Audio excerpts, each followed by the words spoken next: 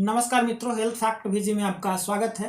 आजकल घुटनों की समस्या काफ़ी बढ़ गई है। घुटनों में दर्द, स्वेलिंग, घुटना घिस जाना, ग्रीस कम हो जाना, उसके कई सारे दिक्कत हैं। काफ़ी सारे लोगों को अर्थराइटिस की समस्या जो है ठंडों में बढ़ जाती है। ऐसे भी अक्सर आजकल कम उम्र में भी लोगों को अर्थराइटिस हो रही है।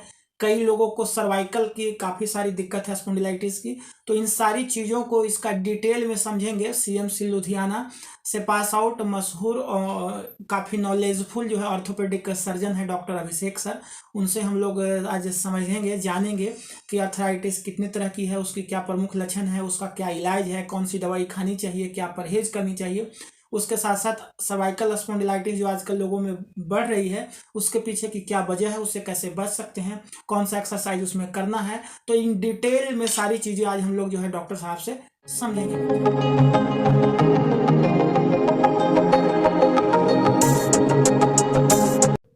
तो सर बताएं कि आजकल जो है नी पेन की समस्या लोगों में क्यों बढ़ती जा रही है सर?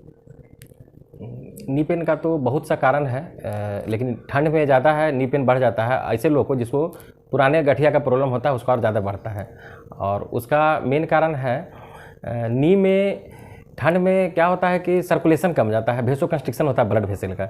उसके चलते ब्लड फ्लो कमता है, उसके चलते वो टेम्परेचर लो होता है तो विस्कोसिटी जो हमारा साइनोवियल फ्लूइड होता है नी में, उसका विस्कोसिटी बढ़ जाता है, तो वो गाढ़ा थोड़ा सा हो जाता है। उसके चलते थोड़ा सा लगता है कि जैसे जॉइंट फ्लूइड सूख गया, वहाँ उसके चलते भी नी पेन बढ़ता है। ओल्ड एज में चूँकि फ्लूइड रहता ही नहीं है तो और वेसो कंस्ट्रिक्शन के चलते और ब्लड फ्लो घटता है तो और समस्या बढ़ता है। और गठिया आमतौर पर होता है कि लोग सब बीमारी को गठिया की तरफ देखता है। गठिया एक्चुअली 4-5 तरह का होता है। एक तो रोमेटॉइड अर्थराइटिस होता है जो जनरली यंग एज में होता है, स्टार्ट हो जाता है। बच्चे में होता है उसको जुवेनाइल बोलते हैं, और आफ्टर 15 ईयर उसको रोमेटॉइड अर्थराइटिस बोलते हैं।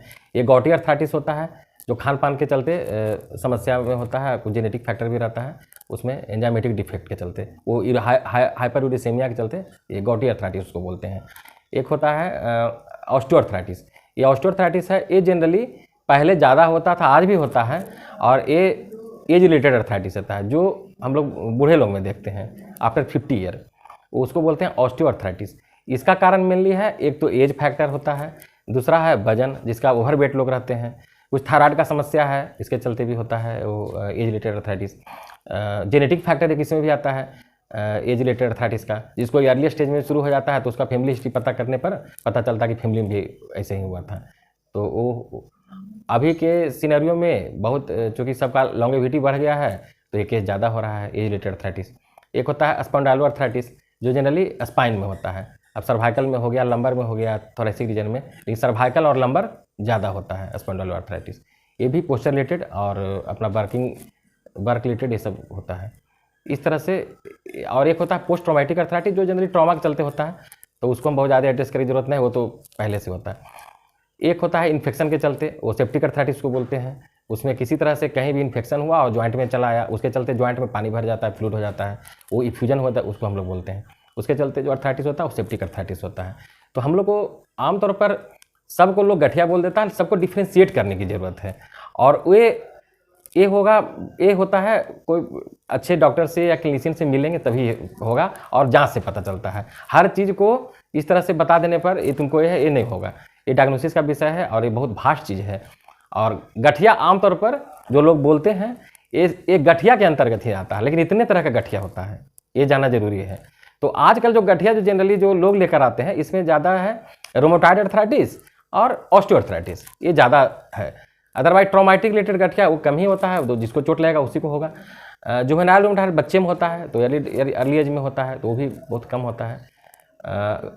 एक और गॉटी अर्थराइटिस, ये हाइपरयूरिसेमिया के चलते गठिया, ये भी बहुत होता है। ये भी 3 तरह के जो गठिया है ये कॉमन है। ये भी कॉमनली यही 3 तरह का गठिया, इसके बारे में मतलब कि मेन हम चर्चा करेंगे। आपने बताया कि आज के समय जो नी पेन का सबसे बड़ा कारण है वो 3 तरह का जो अर्थराइटिस है, रोमेटॉइड अर्थराइटिस, ऑस्टियोआर्थराइटिस और गॉट अर्थराइटिस। तो उसको थोड़ा सा बताएं कि क्या सावधानी लोगों को बरतनी चाहिए जिन्हें शुरुआती दौर में ये तकलीफ है, तो अपने खान पान, रहन सहन या एक्सरसाइज में क्या सुधार करें जिससे इन चीज़ों से बच सकें सर? जहाँ तक सवाल है रोमेटॉइड अर्थराइटिस का, तो वो ऑटोइम्यून होता है। उसमें जनरली होता क्या है ये जानना जरूरी है कि शरीर का अपना प्रतिशोधक क्षमता बोलते हैं, जिसको इम्यूनिटी बोलते हैं, कि हमको कोई भी बीमारी से लड़ने का क्षमता है, वो जेनेटिक फैक्टर जो हम लोग को मिला है। तो शरीर में होता क्या है कि जो रूमेटॉइड में शरीर का जो अपना जो ऑटो इम्यूनिटी जो लड़ने का क्षमता है, वो अपना सेल के अगेंस्ट इम्यूनिटी डेवलप हो जाता है। तो एक तरह से जेनेटिक डिफेक्ट है और ये अनुवांशिक होता है। ये ऐसा नहीं होता है कि जनरली हो गया, सडन भी हो सकता है, ये भी होता है। ये ऐसे बहुत केस मेरे पास आए हैं जिनका फैमिली हिस्ट्री नहीं है, उनको रूमेटॉइड पता चल गया। तो ये भी है, एक जिसका स्ट्रॉन्ग फैमिली हिस्ट्री है तो उसमें भी हो सकता है, और एक जीन लेवल पर होता है। तो इसीलिए इस गठिया को, जिसको हम लोग रूमेटॉइड बोलते हैं, आज तक सटीक इलाज नहीं हो पाया। मरीज मेरे पास आते हैं, परेशान रहते हैं कि सर इसका परमानेंट इलाज क्या है। कुछ दवाएं खाए, फिर छोड़ दिए, फिर आयुर्वेदिक होम्योपैथिक में जाके चले गए तो वहाँ लंबा दवाई चला, फिर वहाँ छोड़े। मतलब इस तरह से लोग परेशान होते हैं। एक्चुअली क्या है कि ये जो रूमेटॉइड वाला गठिया है ये ठीक तो होता नहीं है। तो मरीज हर एक फिजिशियन के यहाँ, क्लिनिशियन के यहाँ जो जहाँ बताया, जो तो मरीज को जहाँ बताया वहाँ चले गए, और कहीं परमानेंट इलाज की बात हो गया तो और विश्वास हो जाता है, तो वहाँ ट्रैप होते हैं। लेकिन अल्टीमेटली इसका यही है कि आज तक इसका सटीक इलाज अभी तक नहीं आया है। अभी रिसर्च का विषय है, अभी डेली मेडिसिन आ रहे हैं, नए नए मेडिसिन आते हैं, हम लोग भी देते हैं मरीज को। लेकिन ये सबसे इंपॉर्टेंट है कि मरीज को समझाना कि आपको कंटिन्यूअस दवा चलेगा। दूसरा चीज़ है इसका डायग्नोसिस में डिले होता है। रूमेटॉइड आर्थराइटिस होता है, डिले डायग्नोसिस होता है। लोग क्लिनिशियन के पास जल्दी पहुंच नहीं पाते हैं। आमतौर पर हल्का सा नी पेन होता है, दवा लेके कहीं से भी खाना शुरू कर देते हैं, तो उसमें आराम हो गया शुरू में, तो लगा अब ठीक हो गया, फिर रिकरेंस हुआ। अगर इसका ईयरली डायग्नोसिस हो जाए तो अच्छा रिजल्ट है, लेकिन जनरली होता नहीं है। ये जनरली लेट से आते हैं, और तब तक हम लोग जांच कराए तो सारा पैरामीटर जो उसका जो है वो बढ़ जाता है। तो फिर हम लोग उसमें मेडिसिन देते हैं। अब उसमें अब स्टेरॉइड सबको देना ही पड़ता है, बिना उसके रिलीफ नहीं होगा। और अभी सारा नए मेडिसिन जो मोलिकुलर थेरेपी है, टारगेटेड थेरेपी है, ये सब बहुत सारा है, वो सब चलता है, तो उससे अपना रिलीफ होता है। लेकिन सबसे ज़्यादा काउंसलिंग का इसमें ज़रूरत है। रूमेटॉइड आर्थराइटिस में काउंसलिंग का ज़रूरत है। लेकिन जिसको भी है अभी रूमेटॉइड आर्थराइटिस, जो दवा खा रहे हैं, उनको भी फिर से अभी ठंड में बढ़ जाती है। तो उसका कारण यही है कि ब्लड फ्लो घटता है नी में, सर्कुलेशन प्रॉब्लम, वेसोकंस्ट्रिक्शन होता है, विस्कोसिटी बढ़ता है, मसल में ऐंठन हो जाता है, ये सब लेके और पेन बढ़ जाता है। वो जिसको गॉटी आर्थराइटिस है, तो गॉटी आर्थराइटिस जनरली ये भी जेनेटिक फैक्टर के चलते भी होता है और खान पान के चलते भी होता है। तो इसमें हाई प्रोटीन डाइट अवॉइड करना है, क्योंकि हमारा प्रोटीन लेवल पर ये डिफेक्ट होता है, जो यूरिक एसिड बनता है, तो हाइपर यूरिसेमिया हो जाता है, उसके चलते गॉटी आर्थराइटिस डेवलप होता है।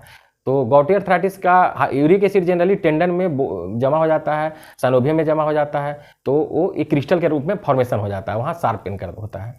तो एक है, तो उसमें हम लोग ब्लड का जांच करते हैं, यूरिक एसिड लेवल बढ़ा रहता है, तो उस कंडीशन में उसको यूरिक एसिड लो करने का दवा देते हैं। और साथ में खान पीने में परहेज करना है। परहेज क्या करना है, अब उसमें हाई प्रोटीन डाइट अवॉइड करना है। उसमें आप मीट ले लीजिए, चिकन ले लीजिए, मछली है ना, फिश ले लीजिए, ये सब जो प्रोटीन प्रोटीन डाइट अवॉइड करना है। कुछ पालक हुआ, टमाटर हुआ, ये सब में भी थोड़ा बहुत इसका यूरिक एसिड के ये होता है, तो उसको भी लोग मैंने ये करते हैं। और हाँ, ये खान पान में परहेज इसका मेन है। और साथ में मेडिसिन भी, अगर आपको उसके बाद भी मेडिसिन लेना पड़ता है, पेन हो रहा है तो यानी आपको डॉक्टर से जो है कंसल्ट में रहना है। आपको अपने से मेडिसिन, सेल्फ मेडिकेशन, ये सब जो हम बता रहे हैं, ये सब बीमारी में कभी भी सेल्फ मेडिकेशन नहीं करें, नहीं तो आगे चल के इसका बहुत दुष्परिणाम होता है। हाँ, तो ये जो गठिया है बहुत ही एक ऐसा विषय है, जटिल विषय है। इसको तो अभी अब बताया भी, जिसे रूमेटॉइड आर्थराइटिस रिसर्च का विषय है। अभी हमेशा मेडिसिन नया नया लॉन्च होते रहता है। किसी का 9 साल का ट्रायल है, किसी का, आप तो मेडिसिन में खुद आप इतना दिन से है तो आपको खुद इसके बारे में पता है, आप खुद बोलते हैं कि सर इसका 9 साल ट्रायल है, इसका 35 साल ट्रायल है, इसका ये है वो है, चल रहा है। लेकिन सटीक मरीज चाहता है हमारा कोई भी बीमारी हो उसका परमानेंट क्योर हो। तो ये क्योर नहीं होता, कंट्रोल होता है, क्योर नहीं होगा। आप मेडिसिन छोड़ेंगे फिर से होगा। लेकिन हाइपर यूरिसेमिया है, इसमें परहेज करेंगे, दवाई खाएंगे तो ये ठीक रहता है। हाँ, संतुलित हो जाता, ठीक रहता है।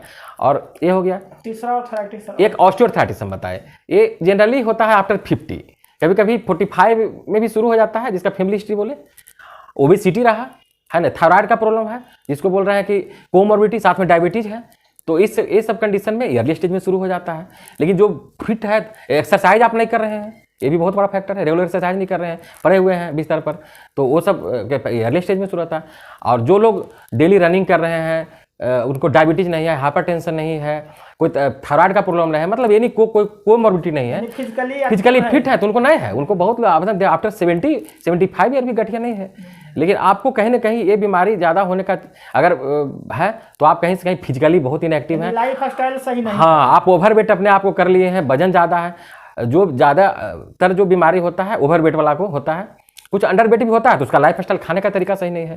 तो ये सब कारण है। अब उसमें मेनली क्या हमको अवॉइड करना है, सबसे पहले वजन नहीं बढ़ने देना है। आपका BMI बॉडी मास इंडेक्स होता है, उसको 24.5 उससे लो रहना है, 24.5 से लो रहना है। उसका एक कैलकुलेशन है, वो सब तो फिर डिटेल है ना, तो उसको उस पर हम नहीं जाएंगे। लेकिन BMI मेंटेन रखना है ना। अब उसको मेंटेन रखने के आप खान पान बदलें, एक्सरसाइज रेगुलर करें, पर डे कम से कम ब्रिस्क वॉक, अगर जो शुगर जिनको है तो ब्रिस्क वॉक 5 किलोमीटर तक करें। खाना में मीठा अवॉइड करें, कार्बोहाइड्रेट को अवॉइड करें, हाई प्रोटीन रिच डाइट लें, ये सब जरूरी होता है। तो वजन एक्सरसाइज रेगुलर करेंगे तो वजन नहीं बढ़ेगा, तो ये सब ठीक रहेगा। हाँ, दूसरा चीज़ है कि जंक फूड तो हर चीज़ का कारण है, वो तो आपको शरीर को ही डैमेज कर रहा है, तो हार्ट को कर रहा है, लिवर को कर रहा है, तो ज्वाइंट को भी कर रहा है। ये समझना पड़ेगा, क्योंकि शरीर तो अलग नहीं, सब रिलेटेड है। तो जंक फूड अवॉइड करें। जंक फूड तो उससे कार्टिलेज डैमेज आप कहना, कार्टिलेज में बताओ। हेल्दी, मेरा कहना है हेल्दी डाइट आप लें। तो हेल्दी डाइट में सलाद आप लें जो है हाई क्वांटिटी में, ड्राई फ्रूट लें, सब्जी खाएं, हरा सब्जी है ना, वो जरूरी है। मटन चिकन जो लोग भागते रहते हैं, मटन चिकन ये बहुत ज़्यादा खाने की जरूरत नहीं है। ये सब चीज़ से प्रोटीन ज़्यादा बने होगा तो जोड़ों में दर्द बढ़ जाएगी। हाँ, वो बहुत ज़्यादा होगा तो वो सब बहुत ज़्यादा प्रोटीन लेना है, हाई प्रोटीन एक्सेस को चीज़ तो दिक्कत होता है। और खास के जिसको गॉटी अर्थराइटिस है तो वो ज़्यादा मटन चिकन खाएंगे तो समस्या होगा ही उनको। तो अगर नॉर्मल हाँ खा रहे हैं, आप एक्सरसाइज करके पसीना बहा रहे हैं तो फिर आप फिट हैं। लेकिन खा रहे हैं आप कुछ नहीं कर रहे हैं तो फिर आगे चल के आपको ओवरवेट होगा और वो कार्टिलेज डैमेज होगा और वो फिर अर्थराइटिस का रूप लेगा और फिर आपको चक्कर काटना पड़ेगा क्लिनिशियन के यहाँ। तो सबसे पहले तो आपका prevention is better than cure, ये कहा गया, ये ज़्यादा जरूरी है। तो अब इसका है कि उपचार क्या है। तो आपका जो एक गठिया का जो बताया आपका गॉटी अर्थराइटिस, तो उसमें हम लोग का मेडिसिन देते हैं, अपना जो है यूरिक एसिड के जो लोअरिंग एजेंट है बहुत तरह का है, उसमें हम लोग देते हैं। और बाकी उसमें परहेज करना है और बाकी बस ये 2 चीज़ से अपना हो जाता है। और रही बात सर ये कैल्शियम D3 जैसी सप्लीमेंटेशन का, इसमें क्या रोल है? थोड़ा सा बताएं। तो हम लोग का बोन एक्चुअली क्या है कि जॉइंट तो बोन से बना है और कार्टिलेज से बना है। तो एक कार्टिलेज का लेयर है ना, उसके नीचे फिर बोन के ऊपर कार्टिलेज पड़ा हुआ है। तो ये दोनों को कैल्शियम, आप बोन तो कैल्शियम और के बहुत इंपॉर्टेंट है बोन के लिए, कैल्शियम और फॉस्फोरस जो भी उसका इंग्रेडिएंट है। तो अगर ऑस्टियोपोरोसिस हो जाता है, बोन डेंसिटी कम जाएगा तो जॉइंट पर प्रेशर पड़ेगा, तो उसके चलते ये समस्या बढ़ जाएगा। हाँ, तो विटामिन डी कैल्शियम लेना है, वो तो डाइट में एकदम लेना है। अगर आप नहीं ले रहे हैं तो फिर अलग से सप्लीमेंटेशन में लेना है। लेकिन जो आमतौर पर जो गठिया होता है जनरली जो होता है ऑस्टियोआर्थराइटिस कि इसमें नॉन इन्फ्लामेटरी होता है, इन्फ्लामेशन कुछ नहीं है, लेकिन जॉइंट चूंकि लॉस हो गया, या आप मैकेनिकल इसको कर सकते हैं, मैकेनिकल प्रॉब्लम हुआ, जॉइंट का मैकेनिकल एक्सिस गड़बड़ाया तो पेन हो गया, डिफॉर्मिटी हो गया, ये सब लेटेस्ट स्टेज में। तो अर्ली स्टेज में इसका बचाव है कि आप 2-3 चीज़ जो अवॉइड करना है, जो ऑस्टियोआर्थराइटिस जिसको हम बोल रहे हैं, जिसको हो गया उसको कमोड यूज करना है, इंडियन टॉयलेट यूज नहीं करना है, क्योंकि हम सीढ़ी यूज नहीं करना है। हम लोग का स्टेयर जो यूज करते हैं तो 5 से 6 टाइम हम लोग का बॉडी वेट नी पर जाता है, ये इंपॉर्टेंट है स्टेयर में, तो वो स्टेयर यूज नहीं करना है। और ये समस्या जैसे जो खासकर ओल्ड एज में जो होता है उसका हम इन चीज़ों से बचना है। स्टेयर यूज नहीं करना है, कमोड यूज करना है, इंडियन टॉयलेट यूज नहीं करना है, नी पर किसी तरह बहुत ज़्यादा वेट नहीं देना है। और नीचे पालथी मार के जो स्क्वेटिंग पोजीशन हम लोग जो पूजा पाठ करते हैं, बैठते हैं, खाना खाते हैं, जो हम लोग का इंडियन हैबिट है, उसको भी अवॉइड करना है। ये 2-3 चीज़ें अवॉइड करना है। ये तो आपका हो गया जोड़ को जो है दबाव से बचाना है। हाँ, तो ये हो गया कि सेल्फ केयर आपका। दूसरा पार्ट होता है फिजियोथेरेपी, रेगुलर फिजियोथेरेपी करना है। उसमें quadriceps, hamstring, range of motion exercise, ये सब रेगुलर एक्सरसाइज है, वो सब आपको फिजियोथेरेपिस्ट के पास जाना है, उससे सलाह लेना है फिजियोथेरेपी के लिए।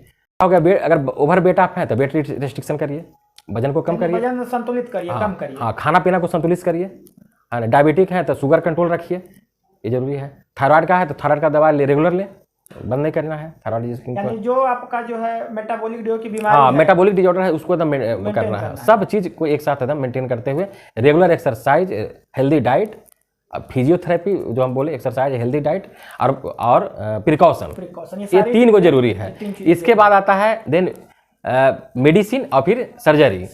तो ये इतना करिएगा तो ऐसा पच्चर में फिर पढ़ना नहीं पड़ेगा।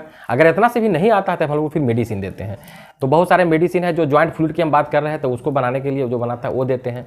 ये सब कैल्शियम तो देना है, विटामिन डी देते हैं, ये सब मेडिसिन चलता है, कैल्शियम, विटामिन डी और ये मेडिसिन हो गया। ऑस्टियोआर्थराइटिस जो ओल्ड एज में होता है वो 5 स्टेज में होता है। 0 स्टेज में 1, 2, 3 एंड 4 एक कैलगरिन एंड लॉरेंस क्लासिफिकेशन है, इसी को डिवाइड किया गया है। इसके आधार पर हम लोग देखते हैं जो स्टेज 1 और 2 में रहते हैं वो तो मेडिसिन से ठीक हो जाते हैं, एक्सरसाइज से, कभी कभी इंजेक्शन देना पड़ता है तो अच्छा नहीं रहते हैं। लेकिन स्टेज 3, 4 में चले जाने पर फिर आप कितना भी एक्सरसाइज करते रहें, कितना भी ठीक आपका नहीं होगा, कंट्रोल रहेगा, वो डिले कर सकते हैं और अल्टीमेटली आपको सर्जरी कराना पड़ेगा। और सर्जरी हम लोग उसके लिए नी रिप्लेसमेंट सर्जरी होता है।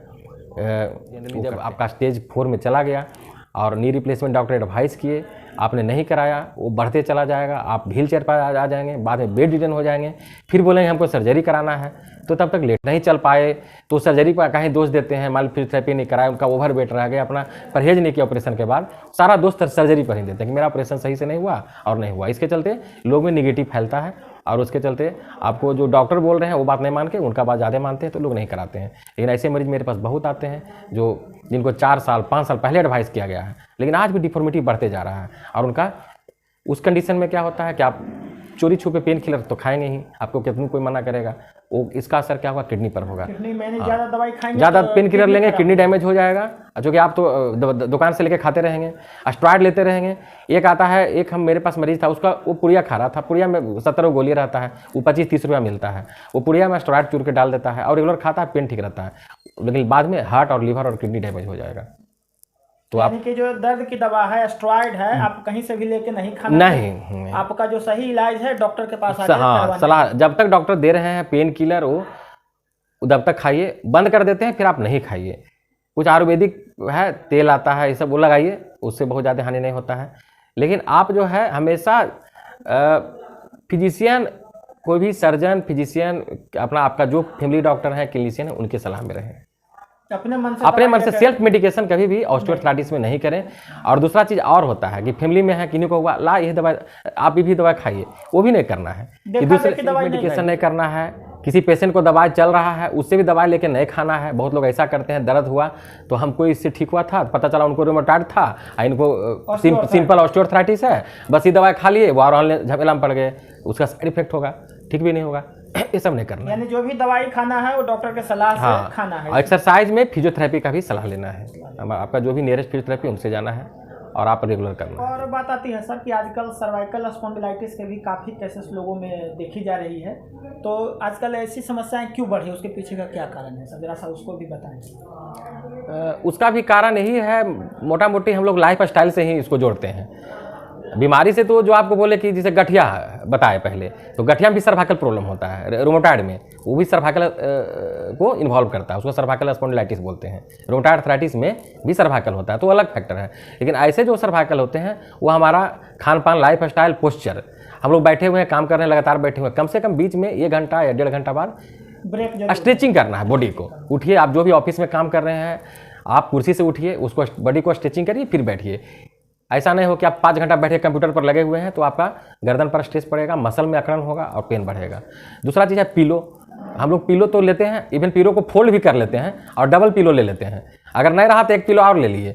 और सोफ़ा पर भी आदत है, लेट गए तो सोफ़ा पर गर्दन को टेढ़ा करके लेट गए। ये सब हम लोग का लाइफ स्टाइल में आता है। ये सब के चलते भी गर्दन पेन होता है। शुरू में नहीं होगा, इसका खमियाजा बाद में भुगतना पड़ेगा। तो पिलो अवॉइड करना है, पिलो लेना है। बहुत से मरीज आते हैं, सर पिलो नहीं लेते हैं, नहीं वो भी नहीं, पिलो लेना है, पतला लेना है। फिर आपका हेड का पोस्चर सही नहीं रहेगा, पिलो नहीं लीजिएगा तो पतला पिलो लेना है जो गर्दन।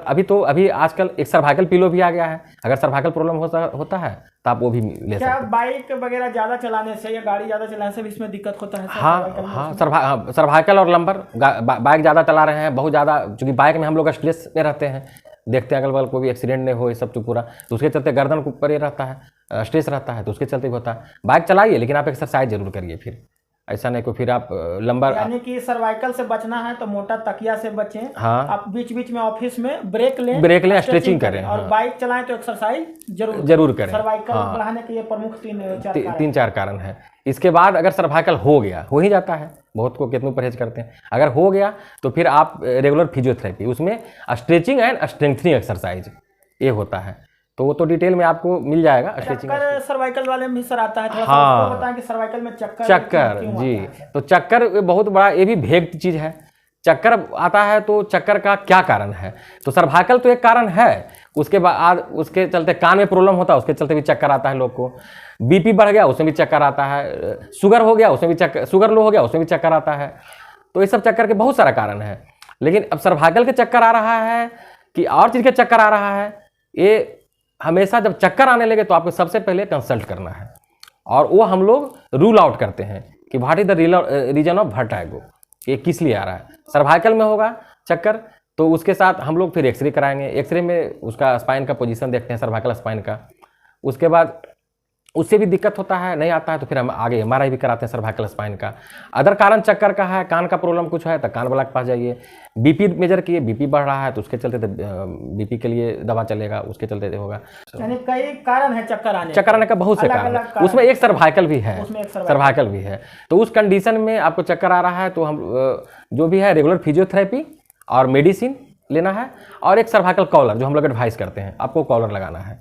अगर ये चक्कर कब करना है, जब सारे कारण आपका चक्कर का एक्सक्लूड हो गया, आपका बीपी कान ठीक है, सारे टेस्ट करके जो है पता लग गया कि आपका चक्कर सर्वाइकल के चलते ही आ रहा है, देन ये चूंकि एक भेग डायग्नोसिस हो जाता है, तो हम लोग सारे इसको फैक्टर को एक्सक्लूड करते हैं, सारी चीजों को समझते हैं किस वजह से जो है चक्कर आ रहा है। उसके बाद फिर सर्वाइकल के चलते हैं तो ये सब चीज़ फिजियोथेरेपी, सर्वाइकल कॉलर और मेडिसिन, इतना से फिर वो यानी सर ओवरऑल अपने जो है खान पान लाइफ स्टाइल को दुरुस्त रखना है, और अगर इन चीज़ों अर्थराइटिस है या सर्वाइकल है, स्पॉन्डिलाइटिस है, सारी चीज़ों से बचने के लिए।